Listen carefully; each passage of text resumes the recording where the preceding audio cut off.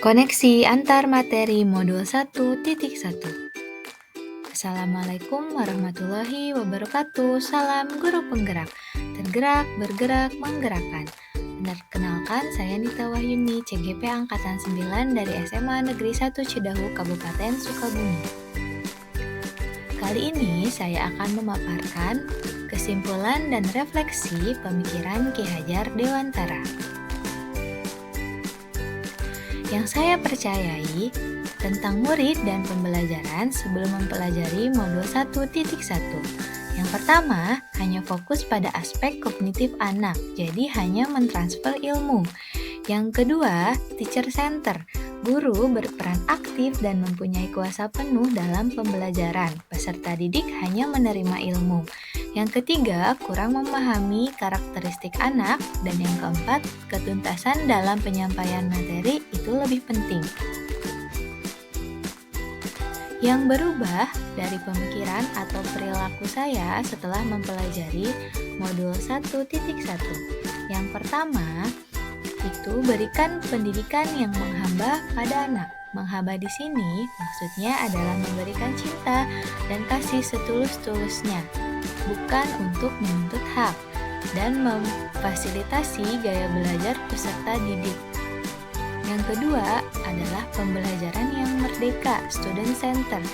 Jadi, peserta didik diberikan kebebasan dalam mengembangkan potensinya, kebebasan dalam mencari sumber belajar, kebebasan dalam menggali potensinya, kemudian bahagia, peserta didik bahagia tanpa tekanan karena belajar sesuai dengan karakteristik dan kemampuan anak.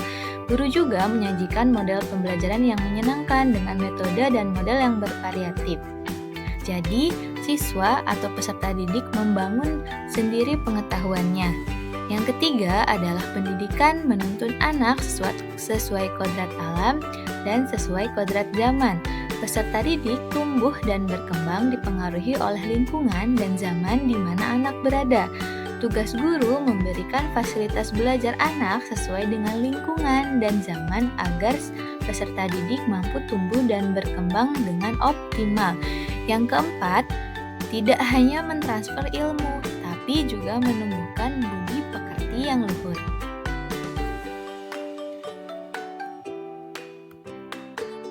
Yang dapat segera saya terapkan lebih baik agar kelas saya mencerminkan pemikiran Ki Hajar Dewantara.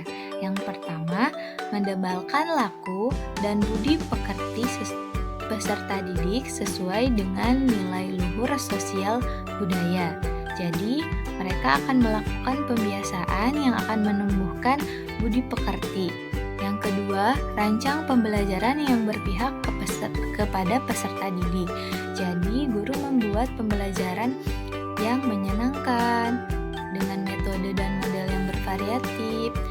Kemudian juga student center, jadi anak yang akan menumbuhkan pengetahuannya sendiri. Yang ketiga adalah guru memberikan teladan baik dalam sikap, ucapan, dan perilaku. Kemudian yang keempat, melakukan asesmen diagnostik untuk mengetahui karakteristik dan kebutuhan peserta didik. Oke, kesimpulannya adalah pendidikan adalah menuntun anak sesuai dengan kodrat alam dan kodrat zaman. Pendidikan sejatinya adalah berhamba kepada anak, memfasilitasi semua karakteristik dan gaya belajar, serta mencurahkan cinta dan kasih setulus-tulusnya kepada peserta didik. Pendidikan tidak hanya mentransfer ilmu, tetapi juga harus menumbuhkan budi pekerti yang luhur. Terima kasih, salam dan bahagia. Wassalamualaikum warahmatullahi wabarakatuh.